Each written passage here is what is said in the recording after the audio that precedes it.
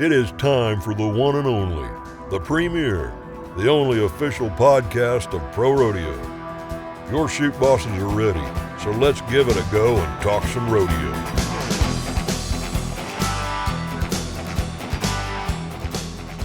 Hello, everyone, and welcome into another exciting episode of the Shoot Bosses, the official podcast of Pro Rodeo. Tanner Barth and Tracy Rink getting ready to bring you some great stuff and a lot of good rodeo news to break down. Tracy, I can't believe it. We're already at the tail end of August, and the rodeo season's winding down, and before long, we'll know who the top 15 are headed to Vegas. Yeah, September 30th is just around the corner, and it seems like we just got done with the NFR last year. And it's just, and I say this all the time, we don't have an off season, and it just keeps rolling into another season, but more memories and more things to happen for great contestants. And I mean, obviously towards the end of the year, some of the biggest events we have start happening. I mean, there's Ellensburg Expos and Pendleton and Sioux Falls and all these things in between and big money out there.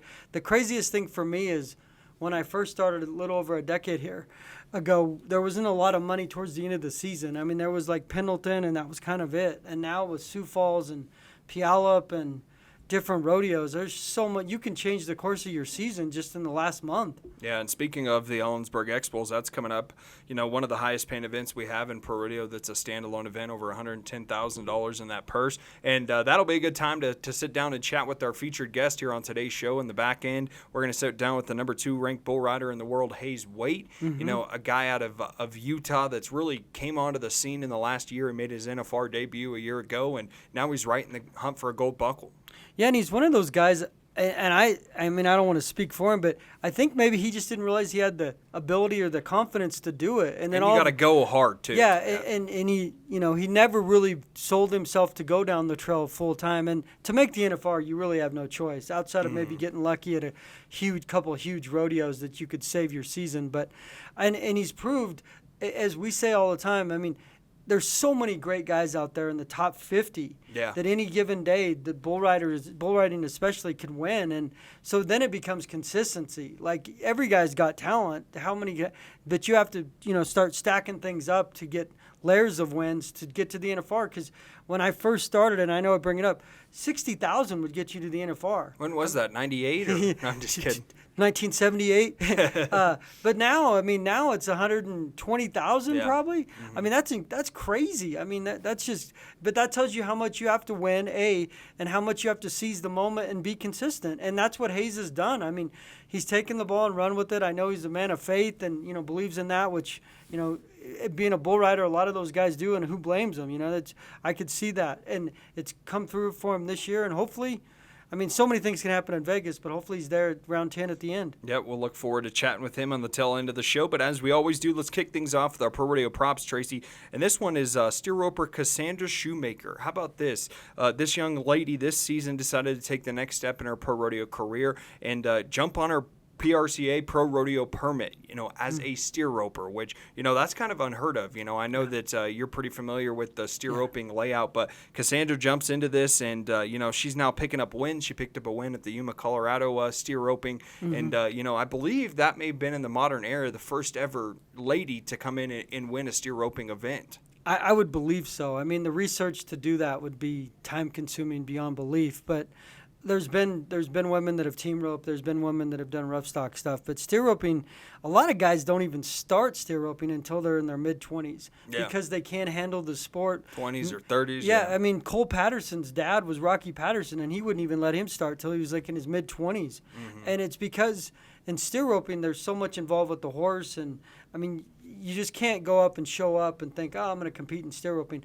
And the amazing part to me, I know her dad was involved with it. It's one thing to want to do it and have that dream, but to actually win money and compete against, you know, the guys and win money in steer roping, I mean, that's amazing to me. Not that she doesn't have the ability, but steer roping is so difficult. There were so many guys out there that would probably think they're decent steer ropers that can't even get a check at steer roping events. So kudos to her. Yeah, and you know, you mentioned it just a little bit. It may not be PRCA events, but last year Shoemaker, she became the first female rookie of the year in the Wyoming Steer Roping Association, which that's no small task. We know there's a lot of good steer ropers up there, and then she went on to compete in the newly formed college division of the national final steer roping that they held, I believe, for the first time this year. So, Slade Wood won it. Yeah, I mean, mean, she's out there roping with the best of the best and the future stars in the sport of rodeo. Yeah, and I mean, in steer roping, if you can find your niche, I mean, you can get to the NFSR. It takes more money than it used to, but, I mean, young, talented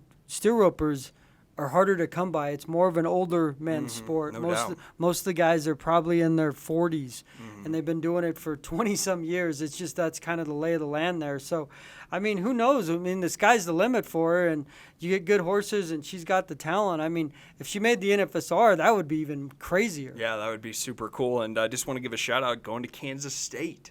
Yeah. This upcoming fall. Probably just started classes, and I got to love that one. I think she went to Wyoming for a couple years and college rodeo there, and then obviously going to finish things up in vet science, I think, or is her degree? Yeah, she wants to be a veterinarian just like her father, dad. I mean, and being a vet is no easy task. My daughter had some friends that end up becoming vets, and it's a long haul. It's about like coming like doctor. It's going to med school. Like it's not like I want to be a vet. Like you have to really engulf yourself in the academics. And I mean, vets obviously are great for things that we do in our sport with equine vets and things. So I mean, more power to her to get a degree. Yeah. K-State, I don't know if she must not have she declined KU and decided to go to K-State. I don't know if KU would ever have anything to do with animals over in Lawrence.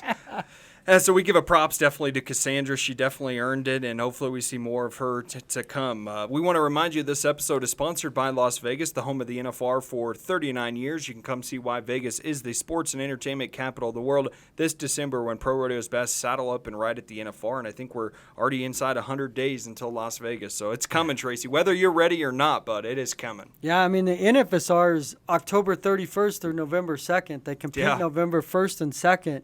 And then the NFR is right around the corner. I mean, it's a lot of fun. We enjoy it. I mean, there's so much excitement, but we literally have like 70% of things happen within like a month of getting everything ready for previews and year end. And I mean, it's just smashed in and it's just chaotic, but busy's good. Yep, no doubt about it. Into our short round segment, speaking of the NFR, new sponsor, I guess not really a new sponsor, but taking an even further expanded role is Teton Ridge, joining up with the PRCA for that extended partnership where they're going to come in and do a lot more within the PRCA, but also just rodeo in general. And that's an exciting moment and an exciting time for Pro Rodeo. Yeah, Teton Ridge has been involved for last couple years in certain levels. This is taking it to the next step. Yeah. I mean, and obviously having that type of exposure only benefits the PRCA. I mean, Teton Ridge does a lot of great things, and they've done great things in their small amount of time with the PRCA, and I think it's only going to get better in the future. Yeah, and this deal runs 2024 through 2025, so,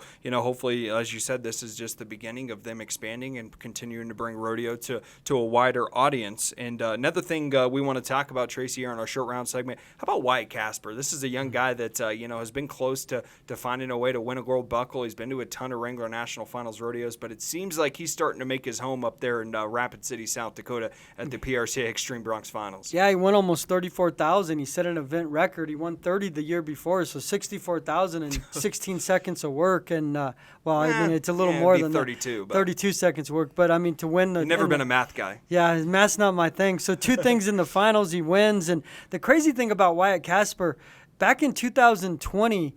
he was about ready to retire from rodeo. Was he? Wow. He wasn't making ends meet. He had a young family, and he was basically ready to try something new. And then he won the American. And, I mean, I know the American's not part of what we do, but it changed his life. He won like $330,000. And all of a sudden, you have money to do things. You have money to travel. And he's taken that and literally run with it and been to the NFR ever since. He almost won the world in 2020. That was the year Ryder Wright won his second title, and he was right there knocking on the door. But that tells you when we speak about these huge revitalize rodeos, their like careers, you change your life. I mean, it's life-changing money. Like to win the average at the NFR this year, that's life-changing money, almost $100,000. And assuming you win a round, I mean, you won $110,000 in 10 days of work. So hopefully that'll happen to another person, but that just tells you how far the sport's come in the last 4 years, where a guy like Wyatt Casper thinks, man, I don't know. Then all of a sudden you get one great event, and then next thing you know, you're one of the best saddle bronc riders going down the road for the next 4 or 5 years. Yeah, you mentioned it. All it does take is that little burst, whether it's financial support of winning a big rodeo or, just things start rolling your way and it changes a guy's career. And, maybe he's one of those guys that's a true factor in, and now he's back in gold gold buckle contention here in 2024. So yeah, and now it's a relief to the sense that, I mean, I know they're not going to take the foot off the gas because there's some huge rodeos. You're in the NFR. But now you're in the NFR, so you check that off your list. Now it's how do I go win the big money at the end of the season? And now he's top 3 in the world standings as well, so it does change a lot of things, and now he's right back in the hunt for that. Another guy trying to fight and claw his way back to the Wrangler National Finals rodeo, Tracy. That's bareback rider Tanner Ross. He's another guy that's been going down the road for a while, and we're going to sit down and chat with him a little bit about his 8-question segment. Yeah, I mean, and he's consistent. I mean, 8-time qualifier, and I mean, people don't understand. I mean, some guys try to just go once and say, hey, I've been to the NFR. It's tough to get back as well. And to go 8 years in rough stock events is so difficult. Bareback riding especially. Bareback riding, and those guys just have to stay in incredible shape. You have to have great family support. A lot of things go into it. But when you see it up close in person and those guys can do it year after year at that level, I mean, that's worth high praise to me. Like, it's not easy. Like, you think, oh, my gosh, my body, the aches. Like, you want to take a day off. And with the young talent we have coming up, those guys can take a day off. Not if they want to be in Vegas. No doubt about it. Let's go to your 8-question segment with Tanner Ross. What's your favorite movie? Strange Wilderness. Favorite restaurant? Sushi. Any sushi restaurant. Favorite horse you've ridden in the PRCA? Oh, geez. That's a loaded question. Right now, my favorite probably is Breaking News at Frontiers. Favorite hobby outside of rodeo? Fishing. Who would win between a gorilla and a grizzly bear? Grizzly bear. Favorite ice cream? Vanilla. Who would you want as a tag team partner, Bruce Lee or Chuck Norris? Geez, Chuck Norris. And then describe bareback riding in one word. Fun. We appreciate him sitting down and chatting with us. Got a great name as well. He's one of those savvy vets, Tracy, that's been going down the road for a long time, but has also had a ton of success in pro rodeo. Yeah, I mean, and he's made a career out of it. Yeah, a lot of guys, a livelihood, yeah. Yeah, and a lot of guys can't say that. A lot of guys may have a couple years where they do well or they're trying to go full time, but he's made a career out of it, and I mean, he's come from Minnesota too, which Granite Falls. There's not a lot of guys. Yeah, there's cowboy country, Minnesota. I mean, so he's found his way from outside of Texas or Oklahoma, places where we get a lot of our contestants, and I think it just says the determination he has to want to succeed and find a way to make it in the PRCA. And he's trying to get back to Las Vegas this year. Be a fun race to watch. We're going to take a quick break here on the Shoe Bosses. We come back, we'll have your historic NFR moment of the week. We'll catch up with Buck and so much more right after this. Farm life means always hoping for the best, but planning for uncertainty. You have to be ready for the next everything, the next dawn, the next season, the next harvest, the next technology, the next challenge, and the next generation. No matter what comes your way, we can help keep you ready for the next. Welcome back into the Shoe Bosses podcast, the official podcast of Pro Rodeo. We're going to get ready to sit down, Tracy, with the number 2 ranked bull rider in the world, Hayes Waite. Talk a little bit about everything that he's been through this season and right in gold buckle contention. So I'm excited to ask him a couple questions and just chat with the guy. Yeah, I mean, in 2020, I think he kind of came on the scene, and then he started going full time this year, like really going at it. And he made the NFR last year, but as we've said, consistency. I mean, can you prove it consistently going down the road? And he's proved that this year. Yeah, let's jump right into our Pro Rodeo Hall of Fame spotlight. And let's go back to 2010 inductee John McBeth, Tracy. Mm-hmm. Yeah, John McBeth, 11-time NFR saddle bronc rider.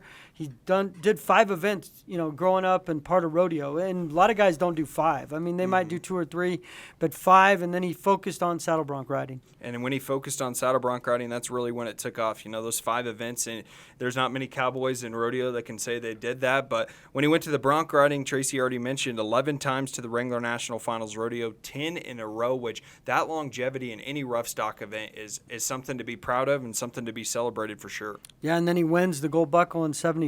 He finishes second in the average with over 36,000. And I mean, it just proves to you the consistency. I mean, he just kept going, and he kept proving it every year that he's one of the guys to beat. And that year he was able to get the gold buckle. Yeah, and, obviously he made a big impact inside the arena, but he also made a good impact outside the arena. This was a guy that went on to become a PRCA judge, judged at a lot of different levels of pro rodeo, and then also put on rodeo camps for the upcoming stars. It was mentioned in his Pro Rodeo Hall of Fame bio that guys like the Et Bowers, Tom Reeves, future world champions were learning under John Macbeth. So definitely a guy that had an impact not only in his time in the arena but outside of it as well. And if it's not for guys like that giving back to the sport, who knows where the sport goes? I mean, the sport's only as good as guys giving back to it and showing guys like Et Bauer and legends, and that way the sport keep making the sport just evolve and get better by giving back to the sport. And if you look back in like the old time PSNs,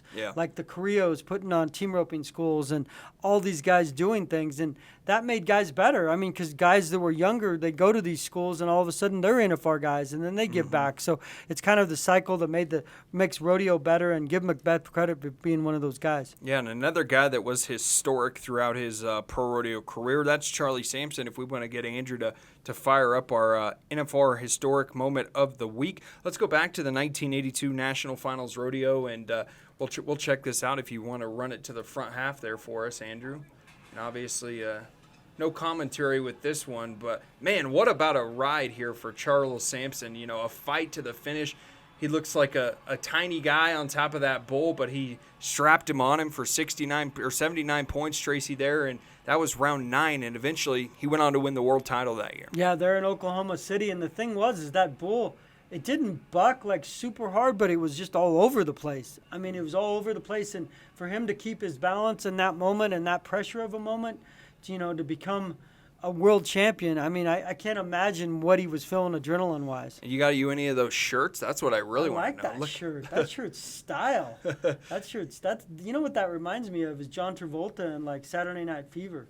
That's some style stuff, man. I like it. I love it. And we mentioned, just the impact that Charlie Sampson had on the sport of pro rodeo. Became the first guy, African-American to win a world title that year. And, it has just really grown the sport and allowed, the sport of rodeo to continue to expand and, keep up with the times that we have right now. Yeah, and his role model was Murtis Deitman. He said that. And Murtis dealt with a lot of racism and different things in the sport of rodeo that he probably should have been a world champion. It didn't work out that way. He fought the fight as a pioneer for guys like Charles Sampson, and Charles Sampson came from Compton, California.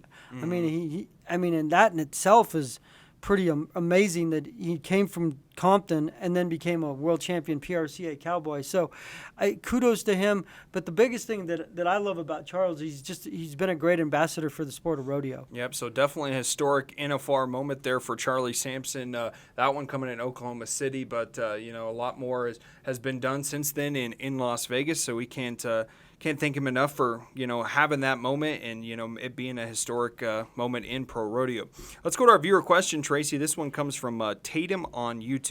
Wants to know how many people or stock are inducted into the Pro Rodeo Hall of Fame. And it's not relatively an old Hall of Fame. It's 1979 was the first year we had this, and look at this. We're already up to 374 inductees into the Pro Rodeo Hall of Fame. Yeah, I mean, it's crazy. In the last few years, it's been a lot of inductees, it's all great that they get the honor. Back in the day, they were more like 3 or 4 or 5 guys. Now it's gone up quite a bit, or maybe doubled. But regardless of how you look at it or how you feel it, a Hall of Fame's a Hall of Fame. Yeah. I mean, it's not the Hall of Good.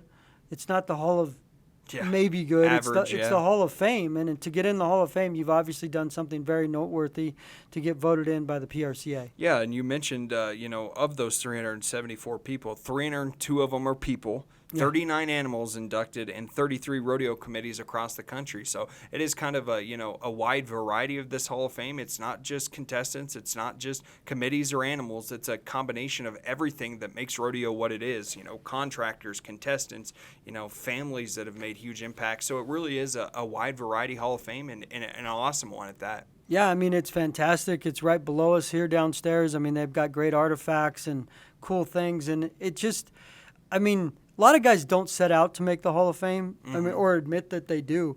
But, guys like Casey Field who went in this year, and he's in with his dad, and John Jones Jr. was in with his dad. I mean, to the sport of rodeo, unlike other Hall of Fames, to me, as an outsider, it's a lot more family-oriented, like families, relatives, whether it's dads, sisters, brothers, however it ties in, and for them to all be in the Hall of Fame means so much. And, I mean, rodeo really took off in 1959 with the first NFR, and now we're up to where we are now, where it's gone leaps and bounds. And, obviously there's more Hall of Fame guys out there. We know who they are right now. Some of them, Stetson Wright. There's active guys that we know will be Right Hall or of right. Famers, yeah. The no-brainers. There's guys out there that are going to get in for things they've done. Sage Kimsey, Tim O'Connell. O'Onnell. There's a lot of guys. Tyler Wagaspack, yeah. And so, I mean, and they're all going to keep coming down the pipe, but who's that next young gun? Who's that? I mean, there's guys like Wacy Shawla. There's guys like Weston Timmerman. I mean, you don't want to put that kind of pressure on them, but this is how guys like started. I was looking at magazines the other day in 1989. Guess who was the high school champion? The ultimate Trevor Brazil. No, Ty Murray. Oh. 1989, and a few years later, he's winning the all-around and winning world championships. So it has to start somewhere. So that's the coolest part to me is who's going to be the next Hall of Famers. Yep, going to be fun to watch. And a guy that probably doesn't have a Hall of Fame career ahead of him, that is Buck. But first, do you want to address CB Nation? Well, I want to address CB Nation. It is true that when I was you got to look at the camera I know, when you but talk when to I was them. in high school, I had to come to deep thought here. I tried to unofficially tried to see how long I could hold my breath underwater. It wasn't on purpose, and I probably did it, and I probably don't remember it, but I did set a personal record. So you're not going to be Katie Ledecky anytime soon? No, I was trying to set a record for can you drown and then get saved and hold your breath unintentionally. Yeah, a little artistic swimming. I like that, a little artistic swimming. You had to look over at Alex sitting over there. My version of the Olympics, holding the breath under the water unintentionally. Yeah, so what do you think about your brother, Buckwheat? Yeah, I like Buck. You know what I like about Buck? He could use that Charlie Sampson shirt, but Buck's got some different things on the. He's got a couple skits coming our way. I know he's got one today that people will like, and I know he has a couple upcoming that people are going to enjoy. Well, let's go to Buck. He's got your Pro Rodeo word of the day. I'm Buck, official correspondent of the Shoe Bosses, the official podcast of the PRCA. My word for the day is scary, as it's scary for contestants to qualify for the NFR as the regular season comes to a close and they try to clinch that gap to be in the 15. Buck tried to do something scary and scare people at the rodeo, and it wasn't the best idea. But you must give me a Oh heart my attack. gosh! Oh my gosh! That did not end well. Where am I? In 1936, a group of cowboys and cowgirls came together for the common good of rodeo. They accomplished a feat that sparked a fire of greatness in countless Western athletes. Today, the Western lifestyle burns on in our contestants' and fans' hearts and souls. We aim to preserve the cowboy code and keep the Western lifestyle alive. Together as one, we are Pro Rodeo. Welcome back into the Shoot Bosses podcast. Tracy, we talked about it off the top of the show, getting ready to sit down with one of the youngest, hottest bull riders in the game right now, Hayes Waite, number 2 in the world in the PRCA Ram World Standings, and just been on a tear here recently. Yeah, I mean, he proved last year he was one of the best going down the road, and this year he's up the ante even more, and he's right in the mix for a world championship. And, I mean, bull riders, sometimes they get streaky, but if he's proven anything this year, it's consistency. No doubt about it. And, Hayes, we can't thank you enough, man, for jumping on the show here with us. We know you're busy. They say the month of August, maybe it slows down, but there seems like there's more rodeos in August than in July, so we appreciate you taking a little time for us. Yeah, thank you guys for having me on here, and that's true. Everybody thinks the 4th of July is the busiest, but from about the 24th till the end of the month, it's never ending. Yeah, for you, you've been having a ton of success so far this year. I think you're number 2 in the world standings as of now. Take us through how your year's gone, and obviously trying to finish this thing strong. Yeah, it's been pretty good. I've been pretty blessed. It's actually my first full year getting to rodeo, so I hit it hard from the beginning of the year and just been rodeoing with my traveling partners and entering anywhere and everywhere we can. And, just trying to stay going down the road and keeping mind and spirits up. It can be hard, but with a great group of guys, it's possible and it's a lot of fun. What do you think the key's been for you? I mean, obviously guys want to go down full time and, be that guy, but what do you think's elevated you to this level? I got to put my faith out there and say, God, I wouldn't be where I am without him. And every day I get up, go to the gym, do my drills, do my studying, and I just leave it all in his hands and trust that he'll deliver me where I'm supposed to be. For you, obviously you made your first trip to Las Vegas a year ago, and what a first trip it was for you. Take me through what that moment was like, getting in the Thomas and Mack and in those yellow buck and shoots for the first time, because I'm sure there was some nerves flowing through your body there for a little while. Yeah, it was exciting, and it never really hit me until right about the back number ceremony, and even then that was just an awesome experience to be able to go down. Dreamed about that my whole life, so to be able to have that dream become a reality was a big blessing for me. But the nerves didn't really hit me until I cracked that sound barrier going in there in that first grand entry, and it's to say the least, it's its own feeling. You won't ever know unless you do it, but it's a blessing. And we ask guys this all the time. What's 8 seconds feel like to you? You guys make a living. If people work 9 to 5 jobs, 8 hours a day, and you guys work for 8 seconds. And I know that's explained differently, but what's 8 seconds feel like to you? Oh, I mean, there's a lot more than goes into it than just those 8 seconds. And some days those 8 seconds seem like they go fly by quick, and some days it's the longest 8 seconds of your life. But we always joke around that we're truck drivers for a living and we rodeo on the side for fun. That's the truth, no doubt about that. So last year, you were trying to make that push to make the NFR. You break your jaw. You have your jaw wired shut. You're riding with the wired shut jaw. Take us through just a little bit about what that was like, and what made the decision for you to keep going down the road. It was hard, and there were some trials and I had to overcome, and it definitely tested me a few times. But the year previous to that, I had dislocated my shoulder in Pendleton short round and was sitting 17th or 18th at the time. And so when I broke my jaw last year, it just really ignited a fire in me, and I wasn't going to let them keep me from making it. And it was miserable. You go to rodeos and you don't realize how good all the food smells till you can't eat any of it. Were you eating through a straw? What was that looking like?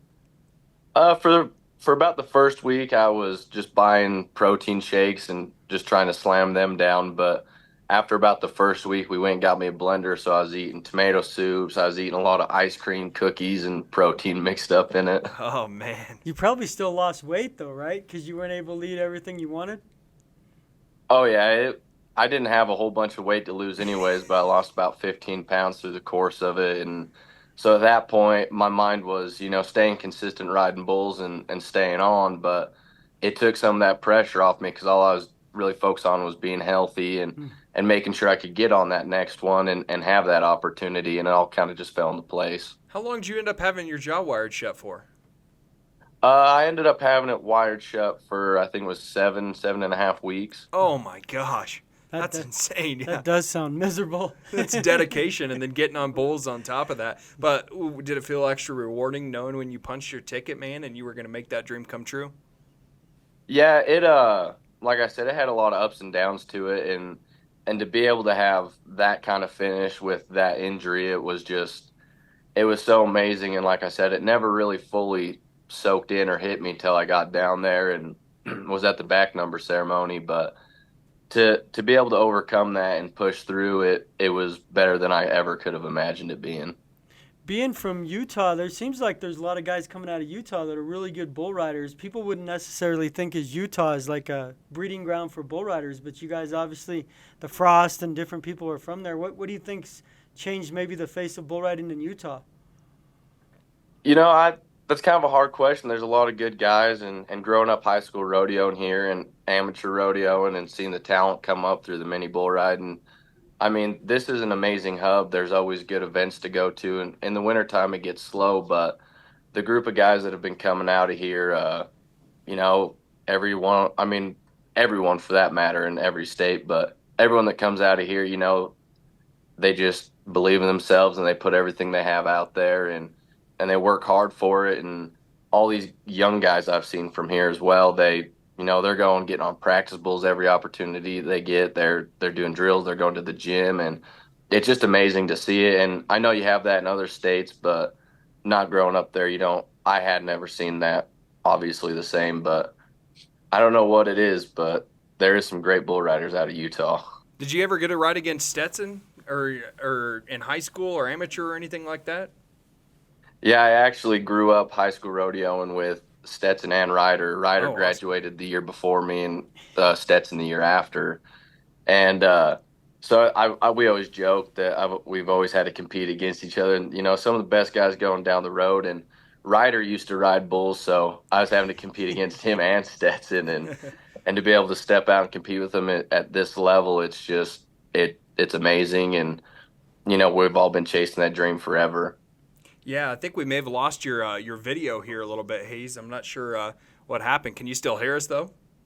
Yeah, so I can Okay, still hear you guys. gotcha. Yeah, well, for you, Hayes, this is an opportunity for you to go into the NFR inside the top 5 right now in the PRCA Ram World standings.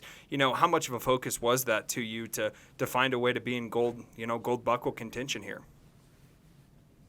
From the beginning of the year, my only goal has been to just to stay healthy and stay going and see what kind of year I can really have. And I try not to look at the standings or playing to the numbers or anything too much. I've kind of just left it all in God's hands. And every time I nod my head, I'm giving it 110%. And to be able to be in this position, it's unreal. I mean, I expect it out of myself, but I'm very thankful to be where I'm at.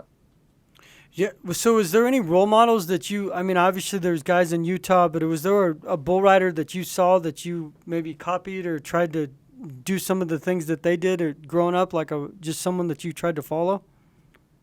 Yeah, when I started riding bulls and was really understanding all the mechanics and being able to start perfecting it, Sage Kimsey was a big role model because he rides so correct, and every time he rides, it's picture perfect. And so you want to try to mimic guys like that and take what you can from different guys' riding style. But to be able to go out there and dominate like that it's just so impressive. Is that buck on the back of your wall? Is that something that you were able to take down, or where'd you get that thing from? The what? That buck on the back of your wall there behind you. Oh, that's actually my dad's elk from a few years ago. Oh, I couldn't see behind you. Yeah, I love it. Hayes, this is obviously kind of an interesting time in bull riding with so many young guys coming up. How do you see the field shaking out? Obviously, you want to walk into the Thomas and Mack and win a gold buckle, but what's your kind of outlook on the top 20 in the world right now and what that looks like? I got to be honest. The talent that is there right now is so unreal, and from your young kids coming up to your older seasoned veterans, however you want to put that, the talent's just so unreal, and it just doesn't end, and there's no telling how everyone's going to end up September 30th. Yeah, and the crazy thing is it seems like with the NFR paying so much money, I know obviously you'll be there and everything's good. What do you worry about the average as a bull rider? I know it's different with timed event guys, but the average pays $88,000 now, and the rounds pay like $34,000. Obviously, the rounds are what they are, but is that something you try to? You can't predict bulls, but you'd love to stay in that average to try to be in the mix on round 10. Yeah, obviously, every single one of our goals is to go down there and ride all 10 of our bulls, and last year was a little rough on me, but going into it this year with a new perspective, you just take it one bull at a time, just like you would any other rodeo, and that average is there, but in order for you to win that average, it starts with round 1, being able to ride that bull, and each night's its own deal. You just got to focus on that one bull. You can't get ahead of yourself, especially with the caliber of bulls that are there. How do you finish out this year strong, Hayes? I think, by the time this comes out, we'll have about a month to go in the Pro Rodeo regular season. How do you finish this thing out, and, where do you kind of turn your focus after that?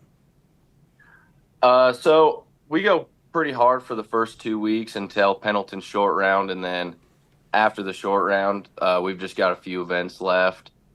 But for me, what that looks like is just hitting these last 2-3 weeks real hard and just trying to stay healthy and stay winning as much as possible. And then when the season ends, I'm going to take some time off, let my body heal up, and just get my mind and body right for the finals. Yeah, so what do you do in your free time? I know you guys are truck drivers, as you say, but what do you enjoy doing in your free time? When we're on the road, a lot of our free time, if we have any, we're usually out on the golf course, and so sometimes we'll go catch a movie or we'll try and go do something fun. But golf's probably about the cheapest and most relaxing, but most anger pastime that you can have. Do you have a handicap, or is just when you show up, you're just not a great golfer and you just have fun? Oh, we just go to have fun.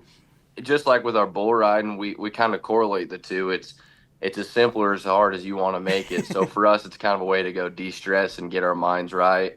And, we're competitive, so we always try and bet against each other, but we're not any PGA Tour players. Yeah. Who's the best golfer in the group?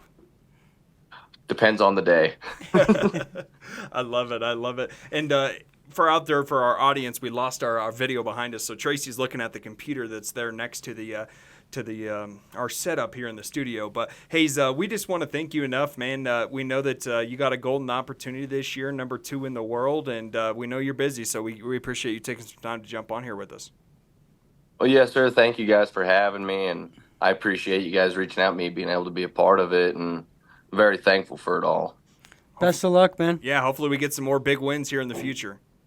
Yes, sir. Thank you, guys. There it is, Hayes Waite, Tracy, and just an overall great kid, and really has come on the scene in a hurry here over the last couple of years. Yeah, he won like a D2 Expos, I want to say, in like 2020, and kind of no one knew who he was, and then all of a sudden it just kept going from there, and then he overcame some injuries, and like I said, last year he obviously fought the fight to get there, and then this year it's kind of one of those things, if you do it enough and you're good enough, and you can parlay your health into some consistency and seize moments when you get good draws, you can be right there, and he's proof of that this year. No doubt about it. So we wish him the best of luck going down the road, and we will have more of the Shoot Bosses coming your way over the next couple of weeks leading up to the Wrangler National Finals Rodeo presented by Teton Ridge. So make sure you stick with us. Until then, keep on rodeoing.